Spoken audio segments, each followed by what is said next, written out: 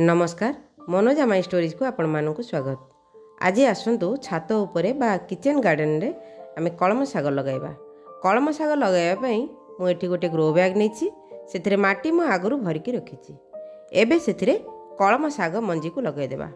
देखंतु एठी होची कलम साग मंजी जहाँकि सहजरे मार्केट रे मिल जाए। एबे एई मंजी को आमे लगेदेबा।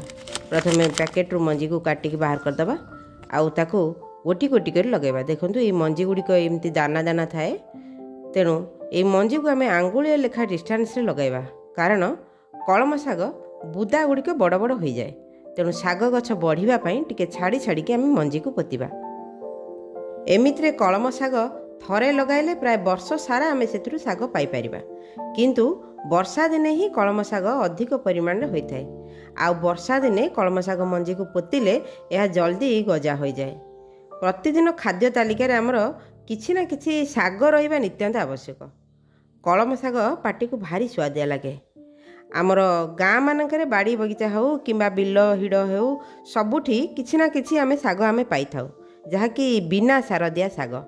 किंतु सहर रे रहउतवा लोकन पई या पाइबा कष्ट। तेणु निज छात उपरे एमती साग लगे खाइले आमे आउ आम परिवार निश्चय स्वास्थ्यकर खाद्य टिके आमे पाई परिबा। साग लगेबा पई बेसी हाइट्र ग्रो बैग आमर आवश्यक नहीं, अल्प उच्चता किंतु यही भली चौड़ा ग्रो बैग रे आमे साग लगेबा। किंतु जो माटी आमे साग लगेबा पाई नेबा सेथिरे बाली माटी कंपोस्ट आउ कोकोपीट इत्यादि मिसेइगिरी माटी को आम प्रथमे प्रस्तुत करबा को पड़िबो। एबे देखंतु एही भली भाबरे सबु मंजी को मु गोटे गोटे आंगुली डिस्टेंस रे पोती देली। एबे तार ऊपर माटी को आमे समान करदेबा। हाथ रे को भल भाबरे समान करदेबा ऊपर माटी को। जेहेतु वर्षा दिन आ वर्षा हेबार संभावना भी अच्छी आ माटी भी ओदा अच्छी, तेणु मु मंजी पोती सारी पानी देउ नाही, किंतु मंजी पोती सारी झरा साहाय्य पानी देबा नित्यांत आवश्यक। देखंतु एही भली भाबरे माटी को आमे प्रथमे समान करदेबा। मंजी लगाइबार 3 दिन पर देखंतु मंजी सब गजा हो 2 पत्र लेखाएं हो गला।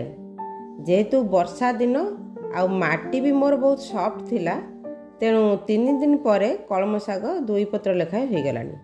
आउ किछि जगह खाली देखा जाउची, आउ 2-3 दिन पर से गुड़ी को भी उठी जीवो। बेले बेले केतेक मंजी गजा हुएनी, नष्ट हो जाए, खराब मंजी बेले बेले पड़ जाए। जदि सेमती हुए तेबे आपण से खाली थिबा स्थान रे पुणी गोटे गोटे मंजी पोती देले गछ उठी जीवो। 5-6 दिन पर देखंतु साग आमर टिके बहलिया हो जाइछि, किंतु तथापि केतेक जगह खाली अछि, तेणु मु सेथिरे आउ गोटे गोटे मंजी पोती देबी। देखंतु 8 दिन पर गछ आमर केमती बहलिया हो जाइछि आ सेथिरे बहुत घास भी उठी जाइछि। किंतु घास को आमे उपाड़ला बेले टिके केयरफुली उपाड़िबा। कलम सागर मूल एबे स्ट्रांग हेइनी, तेणु आमे छोट छोट घास गुड़िक छोट थिबा अवस्था रे केयरफुली ताको उपाड़ी देबा, नचेत साग बदल रे घास अधिक बहलिया हो जाइबो। तेणु एही भली छोट छोट घास आ अनाबना गछ सब ताको उपाड़ी देबा। देखंतु उपाड़ी देले ही कलम सागटा तार बढ़िबा पाइका स्पेस पाइबो आउ भल भाबरे बढ़ी पारिबो। घास गछर मूल बेसी स्ट्रांग साग मूल ठारू, तेणु ताको उपाड़ला बेले टिके केयरफुली उपाड़िया को पड़िबो। एबे देखंतु प्राय 18-20 दिन हो गलानी साग मंजी पोतिबार। साग आमर केते सुंदर देखाउची, केते सबुज आउ बहलिया हेची, बहुत बड़ बड़ भी हो गलानी। एबे आमे साग को काटिबा। निज हाथ रे निज बाड़ी रे बा छात उपरे साग पनीपरिबा करिकिरी खाइले तार स्वाद निश्चित भाव रे नियारा। रासायनिक सार बिना जेकोसी पनीपरिबा बा साग पाटी को आउ देह को भल। एबे चलंतु आमे साग काटिबा। कलम साग काटिला बेले टिके देखिकी काटिबा, मूलरू संपूर्ण मूलरू आमे काटिबानी, 2 आंगुली छाड़िकी कलम साग काटिबा, कारण जेते काटिबा आमे कलम साग सेते कुआं बाहरिबो। तेणु कुआं बाहरिबा पाइका आमु टिके स्पेस छाड़िबा पड़िबो। 2 आंगुली लेखा छाड़िकी कलम साग आमे काटिबा। देखंतु केते सुंदर देखा होची, केते बड़ बड़ पत्र भी तार हो जाइछि कलम साग।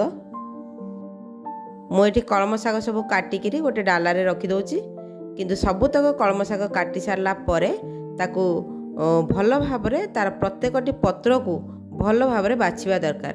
ଯେହେତୁ ବର୍ଷା ଦିନ ବାଇଚାନ୍ସ ସେଥିରେ ପୋକ ଫୋକ ଲାଗିଯାଇଥିବ, ତାକୁ ଦେଖିବାର ଅଛି।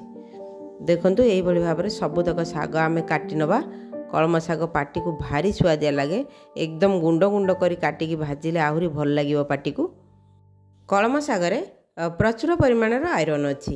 ଯଦି ସୁବିଧା ଅଛି ଏଇଭଳି ଭାବରେ ଛାତରେ ନିଜ ହାତରେ କଳମ ଶାଗ ଲଗାଇ ନିଜେ ଖୁସି ହୁଅନ୍ତୁ, ଆଉ ଅନ୍ୟମାନଙ୍କୁ ସୁଆଦିଆ କଳମ ଶାଗ ଭଜା ଖୁଆଇ ଖୁସି କରନ୍ତୁ। ଆଶା କରେ ଭିଡ଼ିଓଟି ଆପଣମାନଙ୍କୁ ନିଶ୍ଚୟ ଭଲ ଲାଗିଥିବ। ଭିଡ଼ିଓଟି ଭଲ ଲାଗିଥିଲେ ଲାଇକ୍ ସେୟାର କରିବାକୁ ଭୁଲିବେନି। ଯଦି ପ୍ରଥମ ଥର ମୋ ଚ୍ୟାନେଲ ମନୋଜା ମାଇ ଷ୍ଟୋରିଜକୁ ଦେଖୁଛନ୍ତି ତେବେ ସବସ୍କ୍ରାଇବ୍ କରିଦିଅନ୍ତୁ। ରହୁଛି, ନମସ୍କାର।